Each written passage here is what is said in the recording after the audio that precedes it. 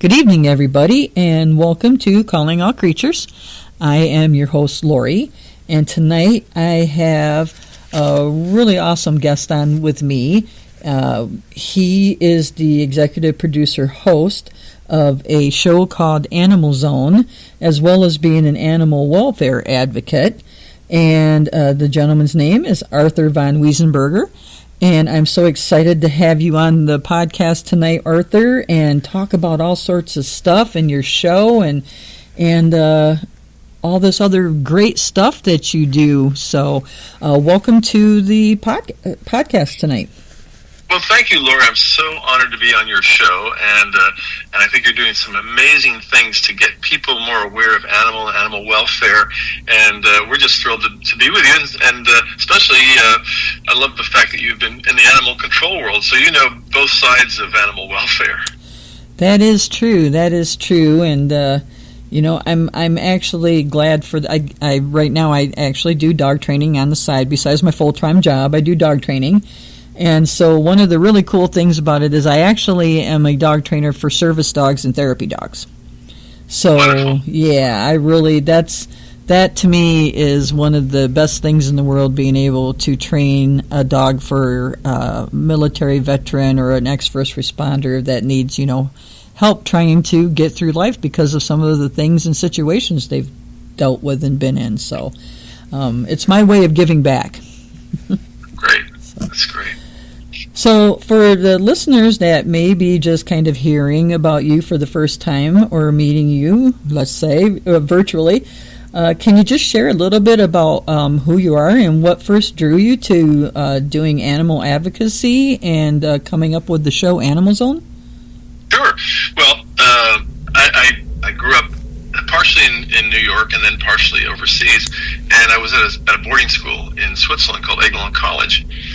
And I was working in the film club we had there, and I was bringing out films from different groups, including one called Friends of Animals, showing it to our classmates. And those days, this was a long time ago, there was a lot of controversy about the seal slaughter that was going on up north, and they were getting the skins from the seals. And we watched this film that Friends of Animals put together, and it was absolutely devastating. I mean, I got to tell you, I was so shocked when I saw it myself, and so were a lot of my fellow students. And we kind of decided we got to do something about this. We've really got to figure out what to do. We tried raising some money for them, and then, as time went on, I kept thinking about animals and thinking, we can't be cruel to animals. There are partners on this planet, and I wanted to do some sort of storytelling about animals. I've worked in media all my life now. Between travel and documentary storytelling have been my main thrust. But animals have always been quietly and sometimes loudly at the center of my world. Animal advocacy didn't begin for me as a cause. It began as a relationship. Animals have a way of reminding us who we are when we're at our best. Curious, loyal, resilient, playful, and occasionally in need of a nap and a cuddle with a good animal like the one on your lap right now. Yeah.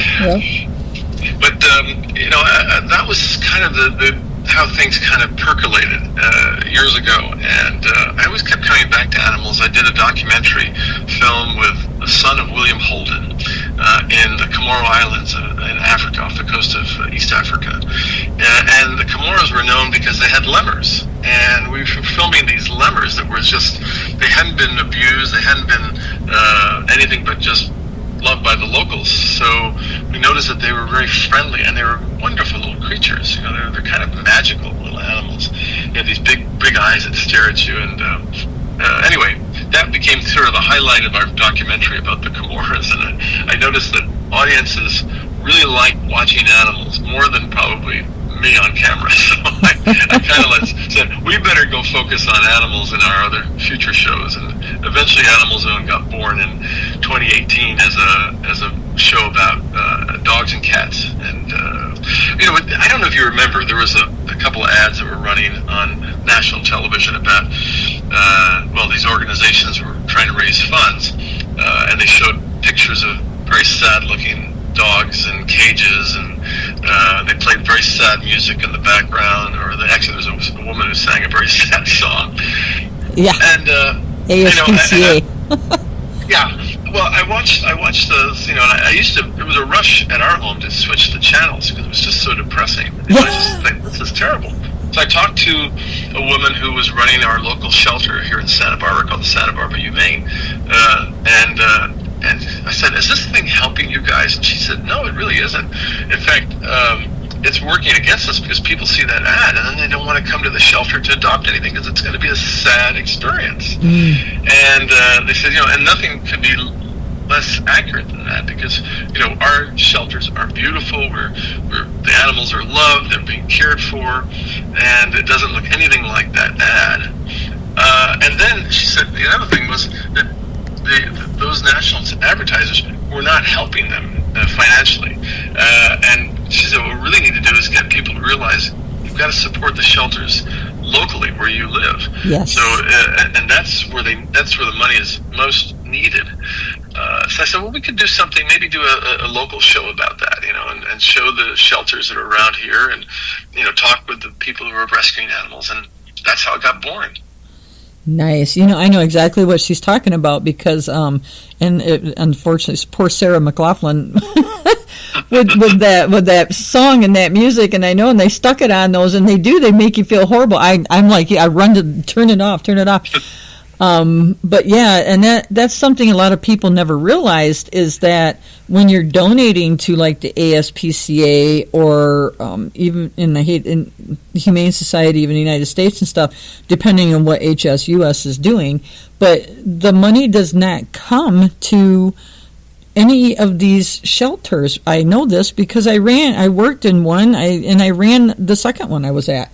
And no, you don't get money from those organizations at all. And so many people thought that they were really helping out their local rescues and shelters by donating to those people. And it's like, no, and I hate to say this, but you guys are really kind of paying the CEO salary. It's not really, coming to us at all. So once I was finally, educating some of the people, locally and stuff, that's when, that's turned around and they started just donating directly to the shelter and stuff. So, yeah, it's unfortunate because a lot of people are under the impression that when they donate to those places that it comes to the local smaller shelters, but it doesn't.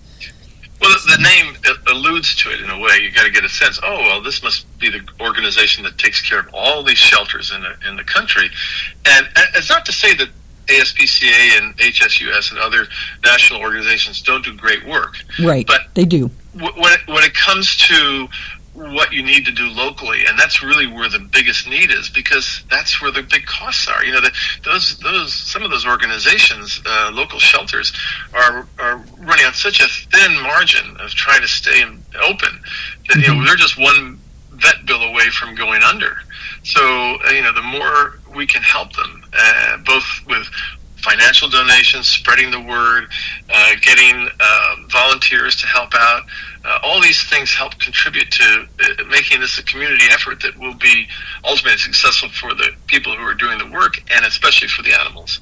Exactly. And the worst part about it is so like where I live in my county, it's very rural area.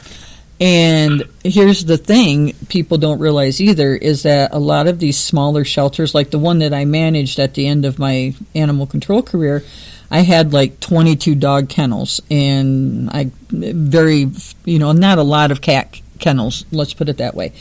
And in these smaller towns like that, there's not really a budget for animal control. We had no money that was budgeted for us to feed the animals in the shelter. We got all of our food to feed our animals donated either by Walmart or whoever, when they get the bags of food and they get broken open, or if people would bring it in. Sometimes some of the tax services there during tax season would say, hey, bring in, dog or cat food, and we'll knock off so much to do your taxes, those types of things. Nice. So, you really rely on donations even to feed the animals that are in your care. And then on top of it, having a budget for vet care, smaller shelters don't have that at all. There is no budget to get vet care.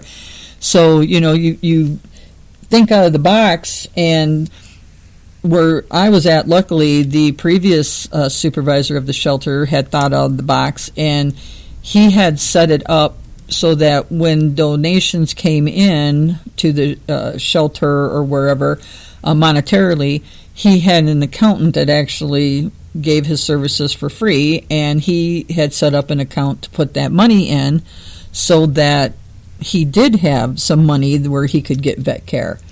And so when I took over, I kind of kept that going. We actually switched it from the accountant because he passed away, unfortunately, and we put it up to the city to take care of, but they put it in a specific fund to where it could only be used for the animal shelter because we were getting the dogs spayed, and dogs and cats spayed or neutered.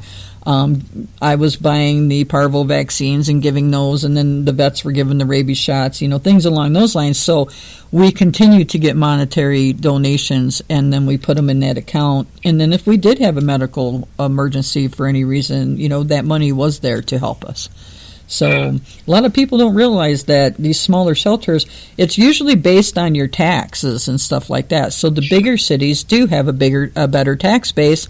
So then those places are able to budget in for things like pet food to feed the animals in the shelter and medical, and they might be able to hire a vet to be on staff, like Tucson and Phoenix, Arizona here where I live. They have vets on staff. But, these smaller ones, we don't get that luxury. We have to work with our local vets, and hopefully they are really cool about giving discounts for their services because, it's expensive. Actually, vet bills are scary expensive. I tell anyone who has a pet, I say, if you can, try and get insurance because really having an animal that gets sick, it's going to cost as much as when a person is sick in the hospital. And it's really staggering how that can kind of end the relationship that a person can afford to keep a pet, Oh, yeah, exactly. Just for example, and I've talked about her before on my podcast, one of my little pit bull girls that I have, and even though I love all my dogs, she was my heart dog. She was my love. And she had hemangiosarcoma, which is a silent killer cancer type that the dog gets. You don't know that they have it. Not even the vet can tell that they have it. There's no test for it. And so I came home from work. She was acting like she wasn't feeling quite well, a little off. But, dogs have off days, like people, don't feel good. And so I didn't really pay attention, ran to the store, come back home, and she literally crashed. I was freaking out. It was just after hours. We don't have a vet here locally that's open past 5 o'clock. We do have a couple, I guess, that go till 8, but this isn't one of those days. They were open till later. So I'm freaking out, and I got a hold of the emergency vet in Tucson. I ran her up there, and after talking with everything, if they could do surgery on her, then I was looking at around $10,000 for that. So scary, huh? It is. It's a very scary thing. But you know what? I'm sitting here, and I'm in my car going, "Oh my God, what am I going to do? Can I do this?" And it's like, what am I even? Yeah, I'm going to do this because if I can save her, I'm saving her.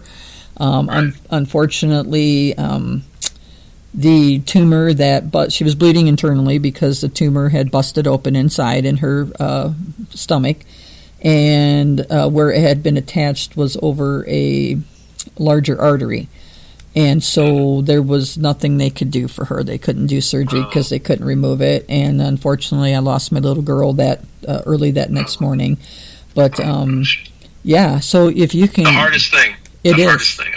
I don't think people realize when you lose an animal how that affects you. It's often harder than even losing a family member, because they are beyond a family member because they have this unconditional love for you and dependency. It's so pure. And I know that we've lost a few animals here over the years, and they kind of still live on in our hearts. And I think they always will. And it's so that's why if it did cost $10,000, well, it's $10,000. Yeah. That's where I was at. I'm like, I've got a credit card. I'll put it on there, and I'll just have to work on paying it off. But, and it's one of those things. And then, of course, and I think the more devastating part was it was so uninspected, and I know we were talking before we come on here tonight, and we were talking about your dog Mikey, and you lost him when he was 9, and that's how old Messiah was. She was only 9. Oh, so soon. So just not, that's the one thing I got to say to people is that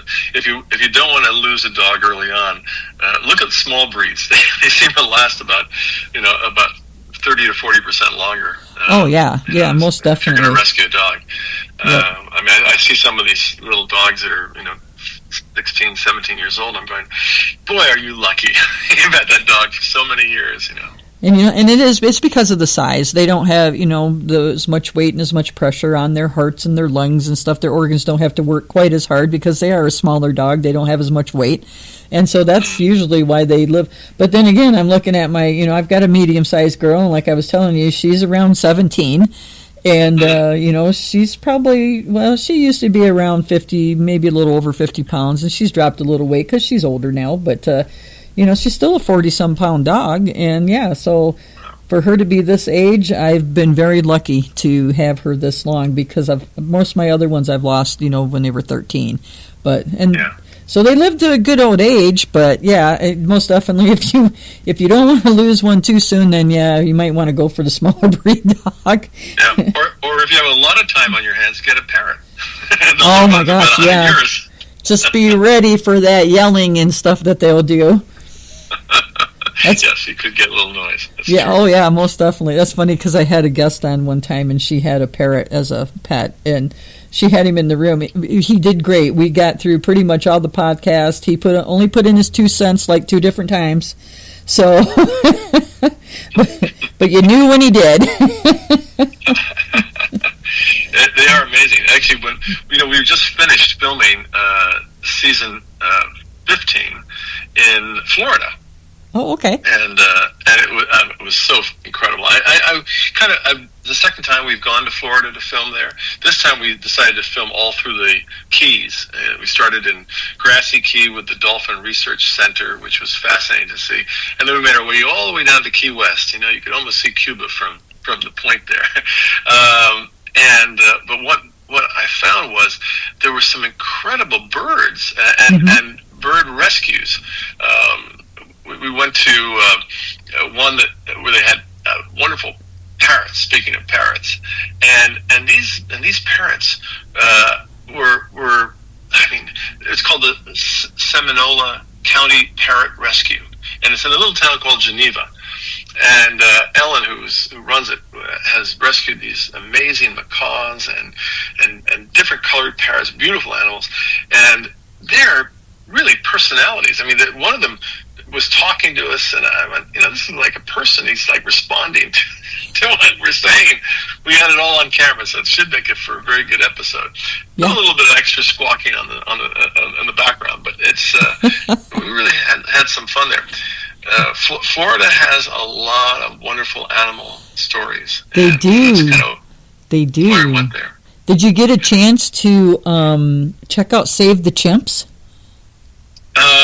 Funny you should mention chimps. We didn't see that one, but we did go out to a place which is called Primate Paradise in a town called Austin, and Andy and Mary Wasco run it, and they're just they're people who've been in the I think they were professors, something like that, in schools. Anyway, they and one guy was an engineer.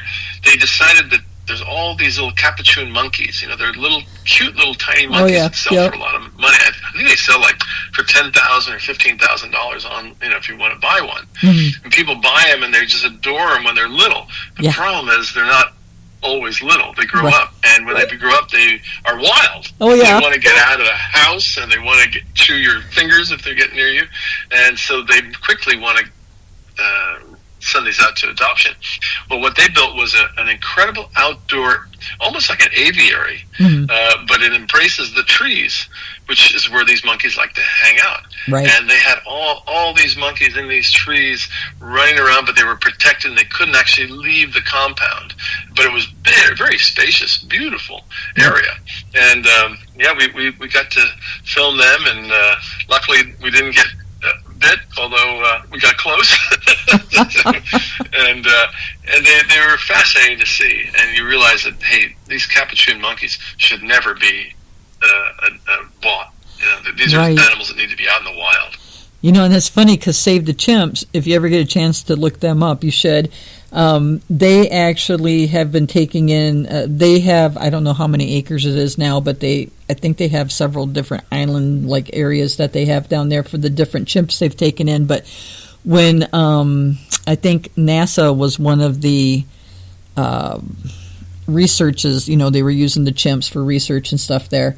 And when NASA kind of shut down there and didn't want to use them anymore, this lady that had started Save the Chimps already at this point, but was very small, got the opportunity. She took all of those NASA chimps. I don't remember that was how many of them. There was quite a few.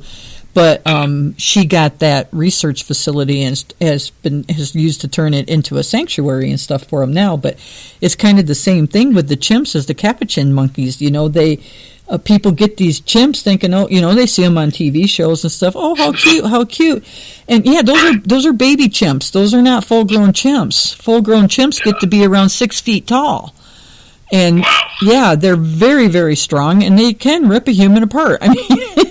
It's crazy. But yeah, these people see these cute little chimps in little diapers and clothes and think, oh, how cute. Yeah, until they get to be 6 feet tall. And, it's like you're facing kind of a caveman type kind of thing, They're huge. So yeah, it's very interesting to talk with them and find out all about the chimps and stuff that they've been rescuing and saving down there. And then down in Florida, you were talking about the dolphin research. So I got to talk with Clearwater Marine, and they're the ones that had Winter the dolphin. Yeah. Wow. Yeah, so they were on the podcast several years ago, and it was very cool talking to them about Winter, and they had actually taken in another dolphin that had problems with her tail and stuff as well. And so we talked about that. And then, the seabirds and sea otters and tortoises and stuff that they take care of and stuff down there. So that was pretty cool, too, to talk to them about that. So what dolphin research, was it just the Dolphin Research Center? Is that the name of the place? Yeah. It's called Dolphin Research Center. It's in Grassy Key, which is north of Key West and I think south of Key Largo. And it's a great facility to see dolphins, and they really explain a lot about how dolphins think and behave, and they rescue dolphins that have been coming out of things like SeaWorld or whatever. But one of the things that was really incredible was we went to a place called the Monroe County Sheriff's Animal Farm. And I first heard about this because apparently it's a detention center for prisoners, and these prisoners were living around this very nice looking detention center, actually. And underneath the prison were some ducks that had sort of just settled in and were nesting around there. So the prisoners wanted to know if it was okay if they fed them, and looked after them a little bit. And the sheriff, who was at the time very much an animal person, said, "Sure, yeah, you can look after these ducks." And a journalist wrote the story about it that went in some of the papers out there.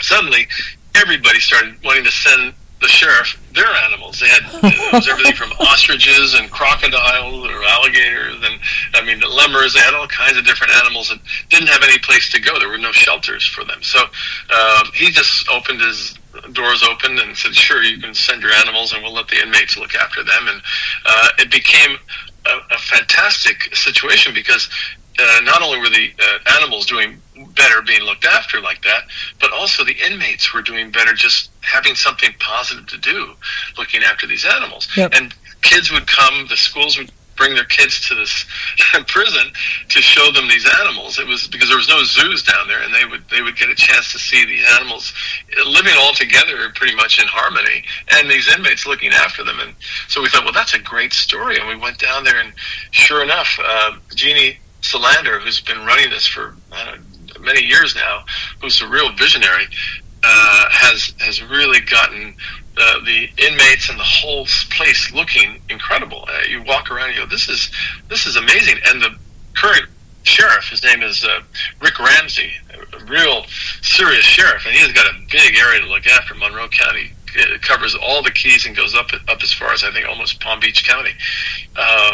It is so behind this. It's like, this is something that should be done elsewhere, because it's helping these prisoners come out of the negative area that they were in that got them in prison in the first place.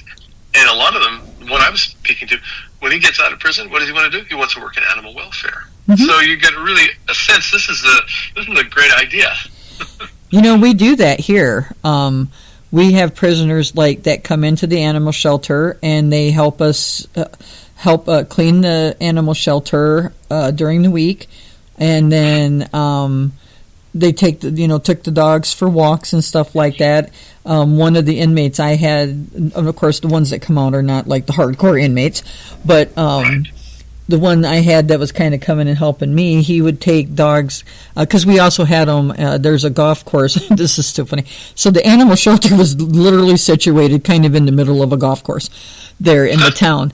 And so the maintenance barn and stuff was just kind of kitty corner across the road from the shelter. And so my inmate would take the dogs for walks, and he would go across to the golf maintenance barn so the other inmates could pet the dog and see them and stuff like that, and it was really cool, that they got to do that. And the gentleman the inmate that was actually coming over with me, he actually, when he got out, he actually started working at the golf course and helping with the grounds maintenance and stuff. But we have them working with training the dogs. So the lady who I work for training service dogs, she's actually started a prison program for the prisoners to help train the service dogs. And so the inmates have like a housing at the prison detention center, and the inmate and the dog basically kind of live in this little housing.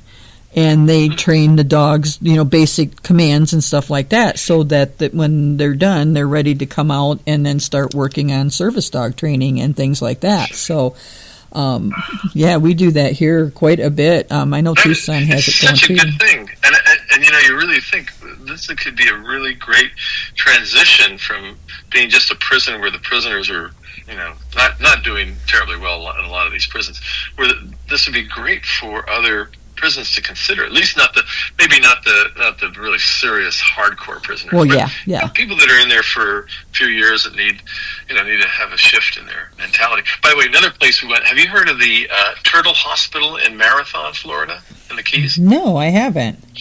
This is a place that's really amazing. It's worth a visit. They rescue sea turtles, and sea turtles that have been injured or that have illnesses, all kinds. And they send sea turtles to the center because they do such a great job of looking after them. They have these giant pools, and the different pools with different types of sea turtles in there, and feeding them, and caring for them, and giving them medication and whatever else they need. And we were there, luckily, on a day when one of their patients was about to be released, and so we followed the release. Betty, who runs it, took us we went to this beach nearby, and the whole town turns out for this. I've never seen like it. There were, maybe 100, 200 people all lining the beach, ready to watch this turtle re-enter the sea, and they made a nice speech about it, and had kids who were learning a little bit about how important it is to care for these turtles, but not to interfere with their lives, and a lot of good information. And then they took the sea turtle out of its container, and we just watched it make its way down to the ocean, and out it went. And we were so thrilled, and we had some drone footage of the sea turtle as it sort of started swimming away, and then all of a sudden it popped its head up and looked back at everybody and then carried on. I went, "This is great. This is like a Disney moment." But, yeah, that's awesome. They were really cool. Have you ever heard of the Chincoteague ponies? No. On the East Coast? So, and this is funny, I only know about them because way back when I was a kid, there was a book about one called Misty, and she was from Chincoteague.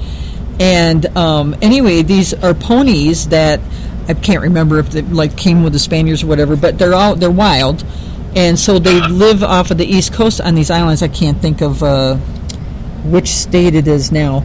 But anyway, every year, so there is a dedicated group of volunteers. I think they are actually part of the Chincoteague Fire Department.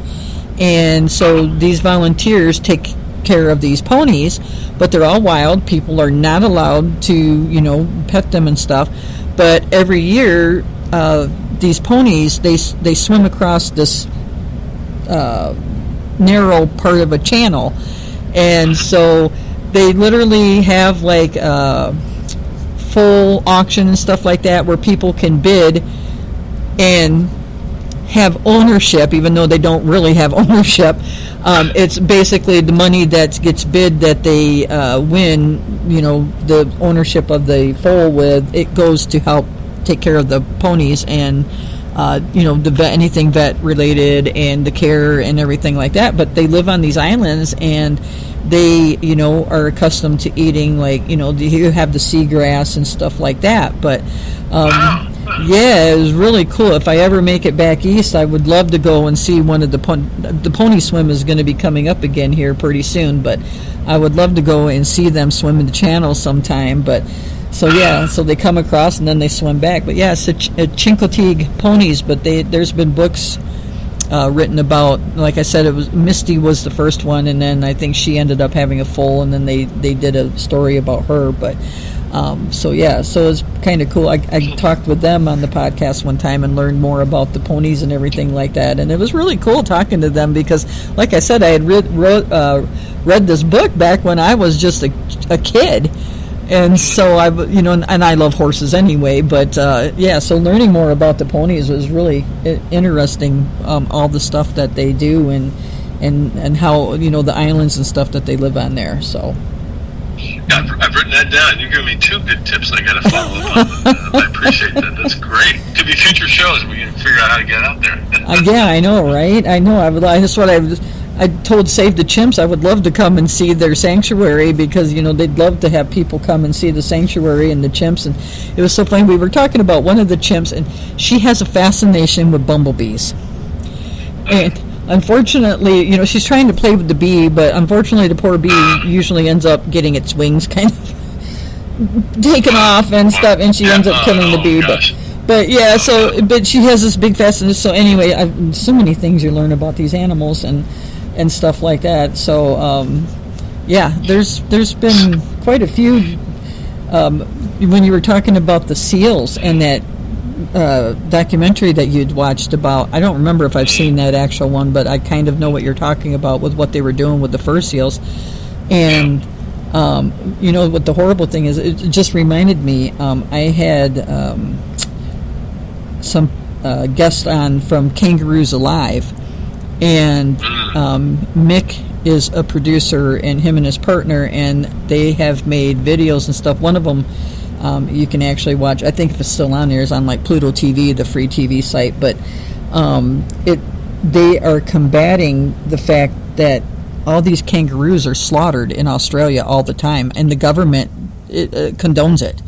And they're like their national animal, And so it was horrible to hear about how they go about killing these kangaroos, and some of these kangaroos have the joeys, and how they, and then they dispatch the joeys, and then of course I go and watch the documentary, and I'm just sitting here bawling all the way through this documentary, and I'm like, oh my God, how horrible this is.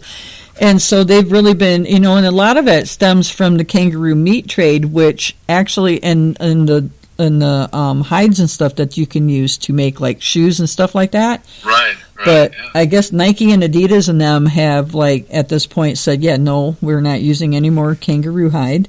And a lot of the people that were getting the meat, which you don't even want to know about this meat because you would never eat it if you knew what it goes through to get to the stores.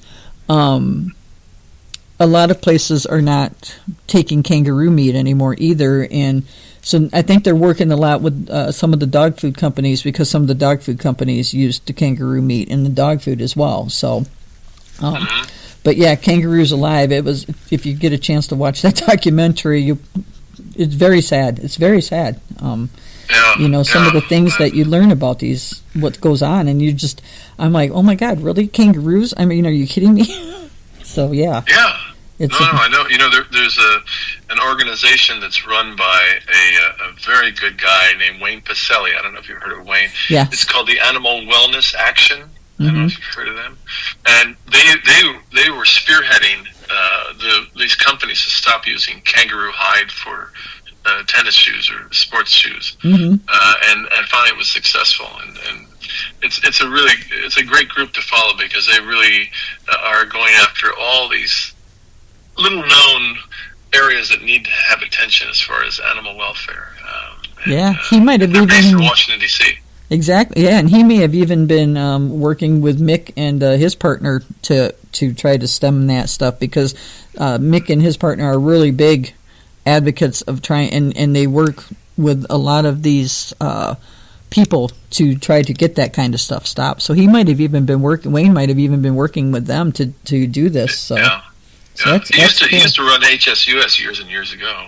But anyway, he's a great guy. If you ever run into him, he'd be a wonderful guest to have on your show. Yeah, that would be cool. I might have to think about having him on. I know you give me some good ideas too.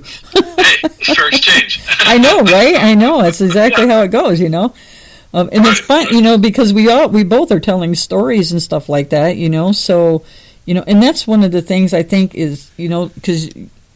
Like with you, your storytelling, it really becomes like a powerful tool, when it comes to like animal welfare and stuff like that, when you can get those kinds of stories out and make people more aware of what's actually going on out there in the world and how bad it is in some cases. And, hey, you've got to stop some of the stuff. It's like the wild mustangs here, we have here in Arizona and other places, and the roundups they do. Oh my God, they're horrible. Yeah, I mean, trying to run them down with helicopters to pen them. And now we have... It's horrible. It is. It's horrible. These animals get injured, because they're so freaked out and frightened by the helicopters. And we have all of these wild mustangs that are sitting here in pens. Yeah. And it's all because, and I hate to say this, it's because, and I know ranchers are going to disagree, but the ranchers are paying to have the land to graze their cattle and sheep on, and they're taking it away from the wild mustangs. And so now we have all these wild horses that are sitting in pens that are not getting adopted, because, my God, if people can't even afford to have dogs and cats with the economy, how are they going to adopt a horse and take care of it? And then, of course, they're wild, so now you've got to try to deal with a wild Mustang, and, it's crazy. We had two donkeys that we adopted off of BLM pens, because they were doing the same thing, taking these donkeys off of the land. And luckily, both donkeys, one of them is still with us. We lost one after about 26, 27 years old, which is long for a donkey. But the other one, his name is Watson, who's also on Animal Zone. If you watch the ending credits, he's the donkey that I'm talking to. He's a sweetheart. He's the greatest donkey. I see him every day, feed him every day. He's just a wonderful creature. He's got a big soul. But, you're talking about storytelling. And for us, what I found with the show was it was a very powerful tool. And it's because, they say facts inform, but stories transform. When people see themselves reflected in a story, there's empathy that switches on, and once empathy is activated, behavior can change. Storytelling is kind of how compassion gets a passport. That's what I used to say. Facts tell you what you think. Stories gently sneak in and tell you why. And we've really found that that's been the best vehicle for the show, and having people on the show who can tell us a good story, and if we put it out the right way, respectful of the animals, and stick to the honesty of the story, it makes for a good show. It does. It makes for good podcasts too. Like you and I sitting here talking like this. I'm totally more or less disregarding any of the questions I've sent you, because this is just such a great discussion anyway. We don't really need it, but it is. And when you talk to these people that are advocating for a lot of these animals, and so just an assistance for you, for your donkeys from BLM, and then for the wild mustangs, the Cloud Foundation is huge in fighting. They're fighting in Congress to try to get things changed. the way BLM wants to address trying to sterilize these wild mustangs is ridiculous. And the Cloud Foundation supports a very safe and unobtrusive form of sterilization. That's a shot. And they're fighting in Congress to try to get these roundups stopped. They're trying to get so that these helicopters, if they're using them, they have to have cameras so that people can see what's going on in these roundups. Things like that. So, I mean, they've been doing awesome, wonderful work, and they are also fighting with, for the donkeys and stuff like that, because, I mean, it's the same thing, like you said, for the donkeys on BLM. They're also getting rounded up and taken off of this land that they, have lived on and penned up. And it's like, you go from being wild and free and having all of these acres to run on, and then now you're in a pen with, hundreds and thousands of other horses or donkeys, and no room to move, no exercise, nothing. So terrible. It is. It's terrible. And I don't even want to get into donkeys that get shipped overseas and what happens. No, I know. That's I don't want to think about that. Yeah, I did a podcast on that one too. Yeah. One of the other things we did in Florida, which was kind of unusual, we try and go off the grid a little bit as far as animals. I mean, we talk about companion animals a lot, dogs and cats. It's a big part of our audience interest as well. And we do farm animals, which is fascinating, and then we've ventured into the wildlife, which is a great area. Oh yeah. And one of the things we went to see was up in Gainesville, very near the University of Florida in Gainesville. It's called the Luby Bat Conservancy, and it's a bat conservancy. They have these bats, fruit bats, and all types of different species of bats that are in these protected environments where they're really well looked after and fascinating to look at and learn about. There was one bat that had a wingspan of 5 feet. That's a huge bat, And I was feeding the bats. We had some cantaloupe melon. Feeding the bats this melon, and they're all hanging upside down, looking at you, and you're giving them some melon, and they're sweet animals. And what was amazing was this particular conservancy was originally set up by somebody from the Bacardi rum family. And I gather, if you look on a bottle of Bacardi rum, you'll see there's a little bat on the sort of logo.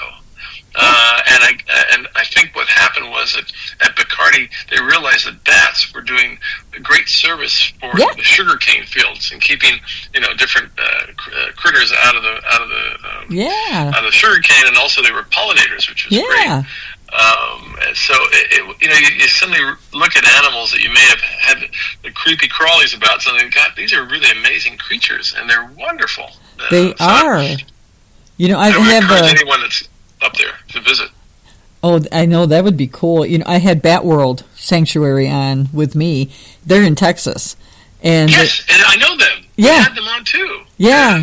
We had them on. They were in, I think are they in Dallas, based in Dallas? I think I think they're close to Dallas. I can't think of where it is now, but they got that huge area for their bats, and it was so cool talking. And they have webcams, so you can watch the bats, and because the ones they can't release, and so it's so cool. If you go on, like if you were on, like right now, you could be seeing all these bats that are eating and playing with the toys, and it's so funny. They have the little grub worms, and the bats get in the bowls, and they're eating the grub worms.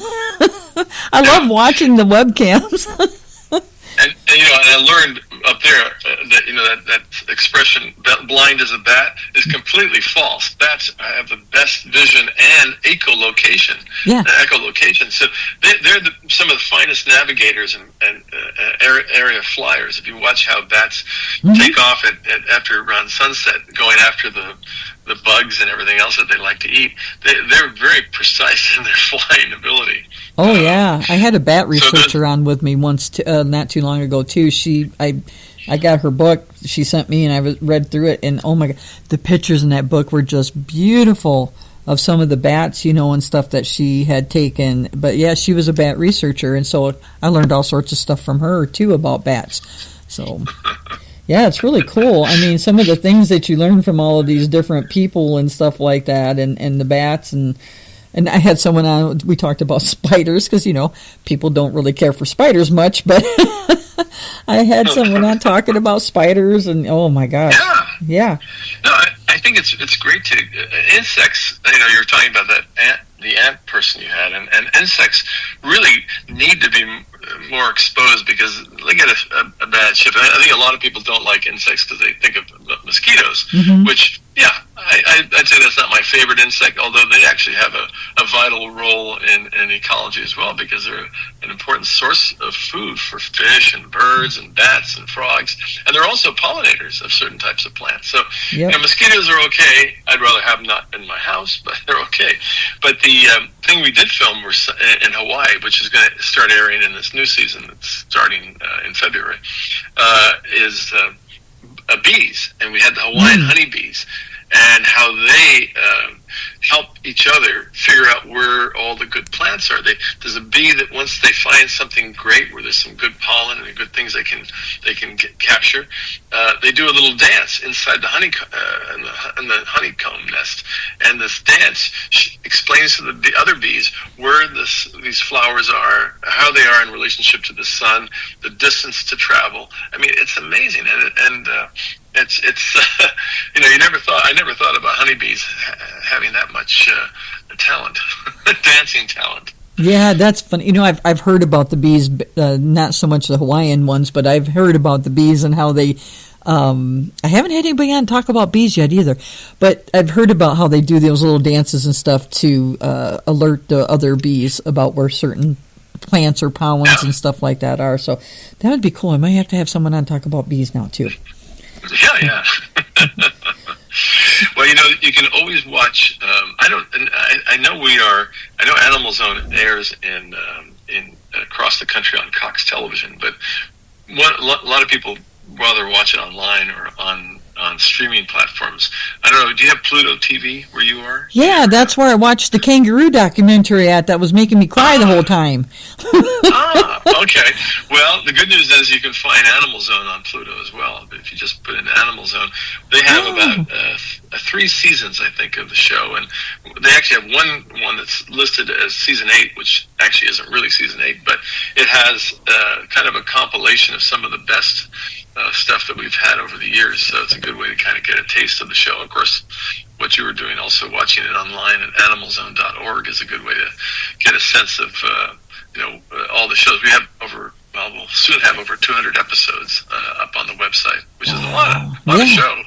That is a lot of shows. But you guys, it's a good show. I really have enjoyed watching it, and you visiting some of these. Like I said, I've caught all of season 1 and then kind of jumped into the latest season just so I could see the progression from when you started to now, which is kind of cool. And I was going to ask you about that, how Animal Zone had evolved from the early days until what it is now. But yeah, it's really cool kind of watching all the different places that you go and the different animals and stuff that you talk about. And I know, I've seen you talking about the tortoise, and it was really cool seeing the hawk in Hawaii as well. Oh yeah. That was a cool bird. That was at the Hawaii Wildlife Center up in Hawaii, which is a fabulous organization that just looks after indigenous birds, and even they have a bat that they look after as well, the type of a species of bat that's in Hawaii. Mm-hmm. Wonderful people. The amazing thing about the traveling around with the show is, we're a nonprofit show. We're only supported by nonprofits. Nice. We have foundations that want to help get out the word. We're really trying to focus some of our efforts in education. I think our original mission was educate, entertain, and inspire. If we can do those 3 things, we're doing something good. But one of the days I got a photo that was sent to me from a school on the East Coast in Connecticut, and they had all these students in the classroom watching Animal Zone on the classroom TV. And what was great was the students were actually looking at the TV. I thought, that's great. They're not looking at each other or passing notes. So, it captures, I think kids are one of our best breeding grounds to get across animal welfare information, because they have a natural tendency to love animals anyway. And if we can kind of nurture that and explain how to care for them and respect them and do good for them, the next generation could be doing some great stuff for us. Oh yeah, most definitely. You know, and it's funny you brought that up about the kids and stuff, because I had Mary Dagg on with me and her daughter, and she, I don't know if you've ever heard of her, the girl or the woman who loves giraffes. And so Mary, and this is so funny because, you know, Mary is quite up there in age. So back in 50s, before it was, something that women should do, she actually traveled to Australia by herself and was researching giraffes. And she actually had tried to get residencies at colleges and was turned down because she was a woman. And but she started researching giraffes way back in the 50s, and her whole story and how she got into it and was doing it, and the way she got to Australia and where she stayed and everything, and then as it progressed, it was just so interesting to hear her story. But that's one of the things that they're doing in Australia, because believe it or not, giraffes are becoming endangered. Yeah, I had no clue. I'm like, really? But the giraffe population has been decreased so much by, people moving into their areas and building cities and housing and stuff like that, and taking away their habitats. And then, of course, poachers. Poachers are horrible, I guess, for giraffes, as well as, like the rhinos and stuff like that. Gosh. Yeah, so I mean, I had no idea that, it was so bad, for the giraffes, until I was talking to Mary and her daughter. And so, but that's one of the things that they're doing in the schools over there, or I shouldn't say not Australia, I think I said Australia, I'm sorry, Africa. But over in Africa, they're actually educating the children in the schools over there about giraffes and conservation and how they can help the giraffes and stuff like that. So they're doing kind of that same thing, and catching these kids at an early age and educating them about things to try to help out and bring the population back. So, yeah, it's so cool, that people like you and all these people we've been talking about and stuff like that are able to help these kinds of things along with the education and stuff. And it's really cool, because like you have the show, so you literally get to kind of travel and actually meet with these people in person and see the animals, and then, and get it put out there on TV and stuff. I wish I could do that kind of thing as well. It would be great. But, me doing my little thing here in my living room and talking to people like you and everybody else is really cool for me too, and hopefully gets the word out as well and educates, people about things as well. But absolutely. Yeah. I mean, the more of us that are just spreading the word, that's the best thing I think we can do, because it takes, they say it takes a village. It really takes a planet to care for these animals and give them their space. Animals will do great if we just leave them alone in some ways, just give them what they need, especially wildlife. It's wonderful to see them flourish when they're in the right environment. Yep. I think the way the sanctuaries are going, I don't know if you see this as much in Arizona, but I know out here in California, sanctuaries are beginning to become more like a campus.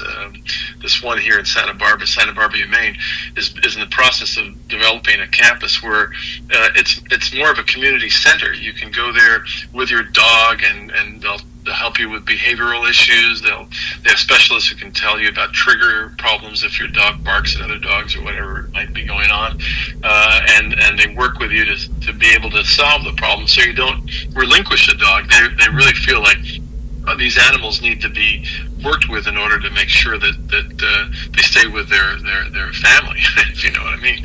Yeah. But the campus is great. They're putting in a vet center. They're having cats and dogs in different buildings, so there's no issues about that. And you just sort of see, well, this is, if I was an animal, I'd want to stay here because they have nice rooms, they've got couches to lie on, they've got, I mean, it's not like the old cage situation anymore. Right, exactly. Yeah, I wish that we had more like that going on here in Arizona, but we unfortunately don't. I don't know how much education and what all, like the Humane Society, the bigger one is the one in Tucson, Humane Society of Southern Arizona, and then we have, I think it's Arizona Humane Society, which is a little bit closer up in there in the Phoenix area and stuff like that. I know they do a little bit more, I think, for the education, but we don't have anything with like any kind of campus type thing where people can come on. I know I've seen the Santa Barbara on your show, and I think, oh my God, that's just wonderful, that they have this large campus like this and they're doing all these great things. It would be wonderful if we could get more of that going on around the world in all the different states and stuff like that. I really wish we would do, more like that here in Arizona. But like I said, I'm not familiar with all of the different ones, and maybe some of them do a little bit more of the education and stuff than what I know of. But I know we're going to be building a new, and it's funny, it's going to be a new animal shelter here in the little town where I live. And it's kind of a collaboration between our county our county sheriff's department and our city manager and mayor and stuff like that here in the little town where I live. And so they're going to be building this nice, great big new shelter here, which they say is going to be able to handle, I think, up to 2,000 dogs a year, which I'm thinking, yeah, that might be a little bit of a low estimate, but it's funny because I was watching your shows there in Hawaii, and I know they said I think they have like the little treats or whatever there by some of the kennels. Oh, yeah. And I'm thinking, and it's funny because I used to work for the sheriff's department when I was in animal control, and I'm actually going to be going tomorrow morning to. The sheriff has a Friday morning radio show that he does every week, and they have different people come on to, advertise, what may be going on in the community. Like, so I'm a member of my Lions Club here in town, and so we have some different events. But I'm going to be going to talk about that, and then some of the dog training and stuff. But the public relations lady that's usually there, I've known her for years now, of course, and so I'm going to pull her aside and go, hey. I have some ideas. And I'm thinking we need to put these little treat cups by the Yeah. And I think, yeah, I know. I'm like, it would be great. You should watch this show. That's great. I'm glad we inspired someone to think about it, because that's always great to see that, these shelters have some wonderful different approaches, and if you can kind of combine the good ones, then you can really come up with a great shelter. Oh, yeah, most definitely. That's what I'm saying. If you can get someone that will actually think out of the box and then can get whoever's in charge to work with them, whether it's their board of supervisors or their city council and stuff, it would be great, because there would be so many things that, could be done in these places. You just got to try to get people on board to do them. And I think that's the harder part of it, actually, is trying to get your councils and your boards of supervisors and stuff on board with some of these things and thinking out of the box and going, this is a good idea. You should really incorporate it. But it's, trying to get people to do it sometimes. It's like you feel like you're going to the dentist and pulling teeth and banging your head on that wall. So. That's true. So have you actually had any kind of like feedback from your viewers and stuff? I mean, what do you? Oh, yeah. What kind of feedback do you usually get from the shows? We get all kinds. I mean, we get a lot of suggestions. People, have ideas of things we should go in their neighborhood and film this or do that, and we have followed up on a lot of that. What the feedback I really love, and we got one of these not so long ago, was a photograph, and it was just a photograph of this young boy sitting on his couch with his arm around his dog, watching the show, and they're both glued to the TV screen. And I went, you know what? That's who I really want to focus in on, because if we can get dogs and kids to watch the show, then we've got something going good. I know, and it's funny. And now you're bringing up a kid, and this is funny because in June, There's a boy out there. He's 13 now. His name is Roman, and he started Pet Freedom Ride, I think I'm hoping I'm not getting it wrong. So Pet Freedom Ride. And so they are based out of Texas, but they also help dogs in Georgia. And so Roman is the young guy's name. And so he started this back because he saw, the dogs and stuff in the shelters, and he really wanted to help. And so him and his family, his mom and dad, got together and they started transports for the dogs. And so, over the years, he's, they've now got, I don't know, at least one van, maybe they've got a couple, but, they are transporting pets from Texas and Georgia and stuff and getting them out of the shelter and either, getting them to rescues or to their adopted families or, maybe to a shelter that, and this is the funny part, some shelters actually can get dogs and cats adopted out better than other ones. Amazingly enough, I found this out. I've had a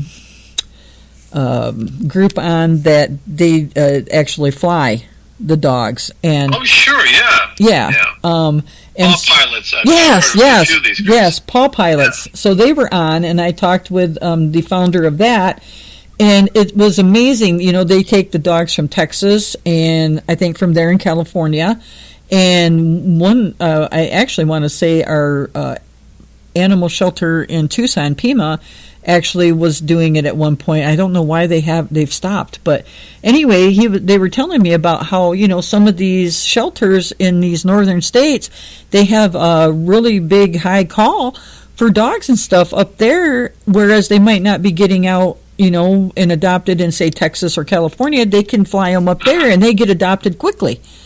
And so it's amazing. So this is what Roman is doing, and Roman's now 13, and I think he started this back when he was, I don't even know if he was 8 when he started doing this with his mom and dad. Fantastic. So so once he's out of school, because he's kind of busy with school, so they're going to be on my podcast in June, so I'm going to learn more about Roman and his mom and them and all this Pet Freedom Ride and all the great things that they're doing to help out the dogs. So, but it's so funny because that's what I'm thinking too. It's like, if Roman comes on and, we're talking and stuff, and maybe, we'll have a few teenagers and kids that are listening and might get inspired to do more with their local shelters and doing things like this and get their families involved and friends and stuff like that. So, so it's wonderful, sometimes when you can get, these different generations, I should say, on, because it does inspire other people to do these things. It really does.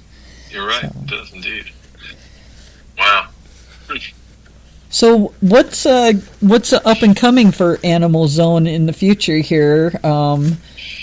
What's next? Any exciting projects or any directions you're heading? Well, now that we've got Florida in the can, so to speak, it's being edited right now. But our next series is probably going to be shot in the UK, in England. Oh, nice! It was really the birthplace of animal welfare. Some of the organizations, like the Royal Society for the Prevention of Cruelty to Animals, was born there in the early 1800s. So, they have such a long history of animal welfare. There's some great organizations like the Battersea Dog and Cat Center. A lot of great stories out there, and it's England. They speak well, so I think we'll have some interesting stories from the UK, and we're going to try and cover as much as we can within the given amount of time we've got there. But that starts being filmed in the fall this year. Oh, that's pretty cool. And it's going to be fun. I've had a couple of guests on from the UK, and it is so cool to talk with them. And one of the gentlemen he's a cat trainer.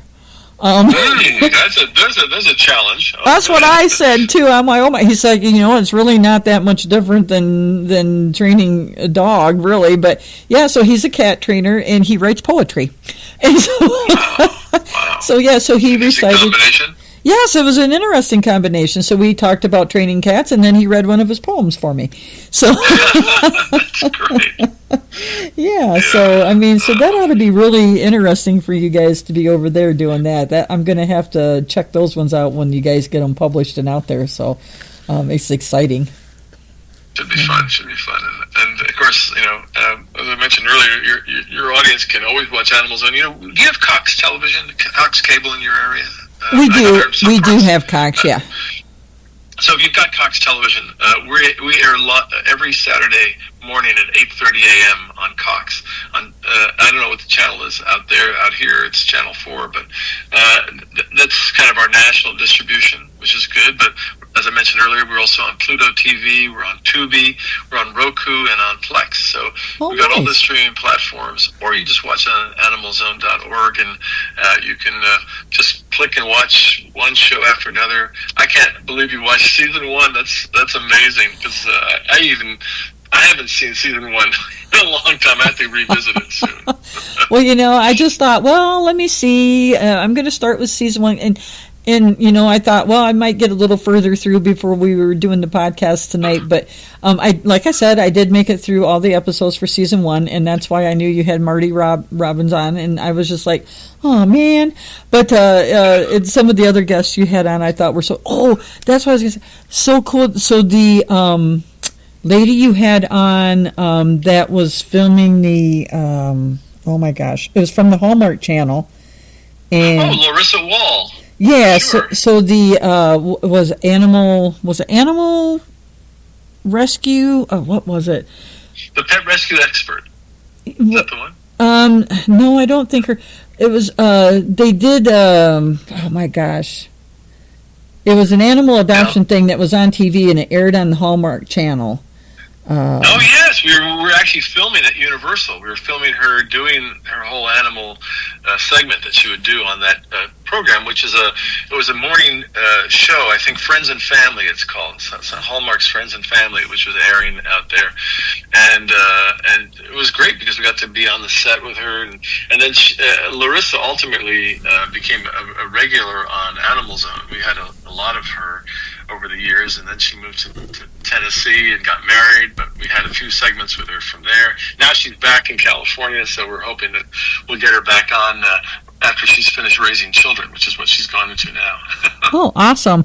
Well, this one, it's an animal rescue. It was only on once a year, and it was a big adoption event. They would have rescue groups come out, and they would have all these different categories for the dogs, the couch potato category, and so I cannot, oh my gosh, the name of that one is now just completely gone. I cannot even think of the name of it now. But anyway, Michael Levitt was the producer of that. And I remember what you're talking about. Sure, it's instead of the Westminster Dog Show, it's like the Mutt Dog Show. You get all these dogs that are not of any particular breed, but they all are voted on different categories, like the best couch potato, the funniest pet trick, the cutest, most cuddly, the long or biggest snore, or the loudest snore and all that. So my mutual, so I actually worked with a rescue here in Arizona called Smiling Dog Rescue. And they're a pit bull rescue. And so she was actually pulling some of the pitties out of California. And American Rescue Dog Show, that's actually what it was called. And so anyway, Michael Levitt, the producer of that show, and her got to be friends. And then Mike was actually helping out with pulling dogs and stuff in California. But I actually got the privilege and honor of going with them because they had one of their dogs, one of their rescue dogs, was actually in the competition for best couch potato. And so the year that they went out for that, I actually went with them that year, and I actually got to watch the show being taped and saw all the wonderful dogs and stuff that they had there. And it was so cool to actually be able to, see that, from the sidelines and stuff and the taping of it. And Terry, who was the host of the show at that time, he actually has a foundation that he started. It's called CLEAR. It's the acronym CLEAR, Canine lymphoma education and research. Anyway, it's about for cancer. He started it because he lost his dog due to the cancer. And anyway, but because I went out and watched this show and Terry was there and stuff and hosting it, and I had watched the show on TV. Terry's actually been on the podcast a couple times and talking about his foundation and what all they do and some of the research and stuff that they're helping with and funding, and for when it comes to canine cancer and things like that. But yeah, it was so cool. And so when she was on and talking about the American Rescue Dog Show, I was like, I've been out there and watched that tape. That was so cool to be able to go do that with my friends and see that. And honestly, one of the reasons I went to California is because I had gotten in I had a Camaro and it got rear-ended and totaled, and so I found my new one out there in California, right there by where they were taping the show. So I went out to pick up my car along with being able to see the show. So it was just a really good and cool trip, and I was so glad that I got the opportunity to do that and see some of the stuff like you do, filming and stuff like that, and like Michael was doing and helping out and stuff. So. But yeah, I just wanted to mention to you that, yeah, she made me think about, that show. So that's kind of cool that, those people. But yeah, so that was season 1. And then, like I said, Monty with the Horse Whisperer. Yes. And he was so cool watching his little segment and that he got to meet the Queen and stuff like that. And, I never really heard about him, of course, until, Robert Redford did the movie and stuff like that. But...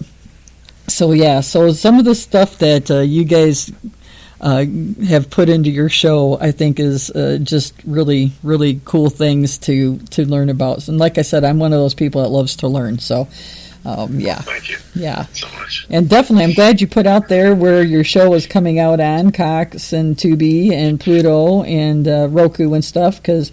And it's nice because those are actually, if people can't really afford a whole lot when it comes to, streaming and stuff, and those are nice free, stations and stuff that you can go and watch those kinds of things on. So that's really awesome that they're on those. So, and I'm assuming they're going to continue, like you said, Pluto, I think you said only has maybe 3 seasons out on there, and are they going to continue adding more seasons as far as you know? I think so. Our distributor, who's out of LA, is telling me that they are having a good success with this show. Pluto's really done well with it, so I think they're going to be hopefully getting some more, and then they'll be eventually. Hopefully, they'll have the whole collection. That would be great. Keep my fingers crossed. Yeah, I mean, it would be great because the more people that can watch it, the better. Because, like I said, you guys are doing an awesome job in educating and stuff like that. So yeah. So one last question I'd kind of like to ask you before we kind of wrap it up for this evening. After all of the stories and the shows that you've done, like you said, you've got, a little over 200, what have animals kind of taught you personally? Wow. Well, a lot, but probably the number one thing is patience, presence, and the value of listening without needing to control the outcome. Those are the things that I think animals really help build up compassion in us. Because I think the one thing, with this show, the one thing that I hope people, if they only have one thing to take away from the show, I hope it's this: compassion is always a good place to start. And with animals, compassion is truly, that's why the title of your show is so great, because that's where it starts, and hopefully that's where it brings in ultimately empathy. Yeah, exactly. And it's like you said earlier, you're talking about how it takes a village or a community, and it really does. It takes a planet in all actuality. Everybody needs to work together and partner and work in their local communities and get involved and, to help make these animal rescues and stuff like that, success and the welfare efforts and stuff. That's why I'm when I'm on and I post on Facebook all the time, like I was telling you about the wild mustangs. I'm always putting stuff out there on my one page. I help cross post and stuff. Animals, you guys, this is what's going on with wild mustangs, and I post it all over the place. It's like, people, you got to speak up. You got to start contacting your senators and your Congress people, and you need to start using your voices, and you need to start making these people listen and start doing the right thing by all of these different animals. And you know, and it's right now animals are property. I don't know if I just heard that one state has finally getting that changed to where they're not or not, but yeah, animals are property. And so, you know, there's not a lot of laws out there that protect them because of the, you know, the property thing. And we need to make better laws. We need to protect these animals a lot better. Unfortunately, some states have some really bad laws when it comes to animal cruelty, and they don't really do anything in that aspect to help the animal or protect them. And we need to change these things. We really need to, you know, start thinking about where we're going and what we're doing when it comes to not only our domesticated pets and farm animals and things like that, but also the wildlife. I mean, you know, here where I live, I see coyotes all the time. You know, they come up into the towns. Javelina come up into the towns. People freak out when you see coyotes and javelinas. And it's not uncommon to see them running around in Tucson. And people are like, oh, my God, there's coyotes running around. Well, yeah, of course there are, because they moved in and took over the habitat. You know, so we really need to be a little more cognizant of the things that are going on out there when it comes to all the different forms of wildlife that we live with. And keeping our oceans clean is a really big one as well. I mean, we're killing off our marine life because of all of the junk and bullcrap that we throw in our oceans and our rivers and things like that. And, you know, all these things interact with each other. Everything ties into each other, you know, ecologically and stuff like that. So, yeah, people just need to start doing a better job of protecting these things. And, I mean, soon enough, we'll be missing some more animals if we, you know, keep poaching and killing. And, I mean, if I remember reading, they actually had the white rhino. I mean, they have like guards, I think, that are trying to guard. I think they're down. I don't know if it's. I thought they only had 2, and I'm not sure if I heard that one of them had passed away. So, you know, I think the zoos might have a couple white rhinos here and there. But yeah, I mean, we are creating extinction, and we need to start thinking about what we're doing. That's so true. And you were saying about laws. We definitely need to revisit laws in regard to animal protection. And then what's really important is enforcing those laws. You know, you can put stuff on the books, but unless there's enforcement, then there's no point to it. You know, and I know that firsthand because you know, attorneys, even if you go out and a lot of times, you know, I obviously had cases here and there, but, you know, you get these cases, you put all of this stuff together, and then once you give it, you know, turn everything in, it's up to your attorneys if they're going to take the cases or not. And unfortunately, there's a lot of attorneys out there that don't think animal cases are worth their time. And that needs to change because, yes, they are worth the time. I mean, it's ridiculous that you would think an animal case isn't worth your time, especially when you're talking about some of these cruelty cases. Because, there's some bad ones out there. So, but you're right, Lauren. Well, Arthur, I really appreciate you being on the podcast this evening and having this great discussion about all these different things. And I'm so glad that you do Animal Zone, and I will continue watching the episodes until I get through them all. And I'm looking forward to the upcoming new ones from Florida and then from the UK. I think that's going to be pretty cool to see. So, and like I said, you gave me some new ideas for people I would like to invite on, and I guess I gave you a couple. You did the same for me, yes. Thank you, and thank you for doing this show. And it was really, I mean, what a wonderful way to spend the evening. I hope, I hope all your friends out there know how lucky they are to get on your show. And I will certainly be listening to you regularly on your podcast. Well, thank you. I appreciate that. You can pretty much listen to it on most of the listening platforms. I'm out there on Pandora, iHeart, Spotify. you name it, I'm out there on there. So I've got it being shared out all over the place, and you can find the link for mine I have a Facebook page, Calling All Creatures Facebook page, and whenever my podcasts get published, they links come out on the Facebook page, so you can always click on there and go to it. But yeah, if you just want to listen on the radio, it's on any of the podcast listening platforms, so it's really easy to find. Just put in the name of the show and it'll come up. So. Fantastic. Great. Awesome. Well, again, Arthur, thank you so much for being on tonight. I am just going to go ahead and announce my next couple podcasts are coming up, and you are welcome to stay on, but I know a lot of people, have things to go do and they're busy, and you're also welcome to jump off if you want to go and take care of whatever you need to do for the rest of your night. Probably a little dinner coming up soon. Yeah. So thank you so much, and take care with all that you do. Thank you so much. Thank you, Arthur, and thank you for all you do as well. All right. Yeah, have a good night. Bye.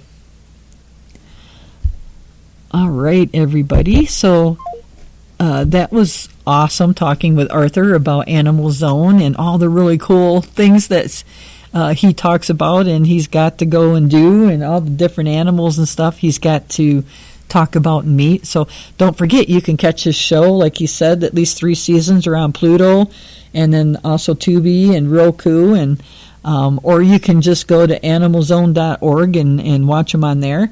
And I will, of course, be linking on my Facebook page his website and stuff off of my Facebook page. So if you guys are on there and you want to go over and check it out, you'll be able to do that. And with that being said, just to let you know, so the next couple podcasts that I have coming up on January 22nd, I am actually going to have Dr. Cliff Redford, the Worldwide Vet, on with me. So Dr. Cliff is going to be another awesome podcast to tune in and listen to. Dr. Cliff not only owns his own veterinary practice in Ontario, Canada, he also goes around the world and helps give vet care in many different places that's needed. He's been to India. He's actually been to the Ukraine when the war started out over there. He's just traveled around and offers his vet services and helps, with whatever medical things might be needed, if it's spayed neuter surgeries or, like in Ukraine, I'm sure, animals went through a lot of that stuff with people and got injured and stuff. And so he offers his services to help get them all, treated and well. And you can also watch videos that he's put out and stuff on YouTube. You just got to look up Dr. Cliff Redford, Worldwide Vet, and you'll find him. He's got some pretty cool ones. He actually got a chance to treat a bald eagle that had a broken wing and was out there when they released it, which I think is really quite cool. So I'm looking forward to talking to him about that. I think that'll be a great podcast. And then the next one that'll be coming up is actually going to be on February 5th. And I am going to be talking with Jen Dana, but her pen name, because she's an author, is Sarah Driscoll. You guys may have heard about her. She writes thrillers having to do with canines and FBIs and stuff like that. And her newest book that she just put out is called Deadly Trade. And just a real quick summary from memory. Sorry, I don't have my paper in front of me. This one is about how she gets married, and her new husband and her canine lab go to Hawaii for their honeymoon, and end up, while out hiking with her dog, they end up coming across bird poachers.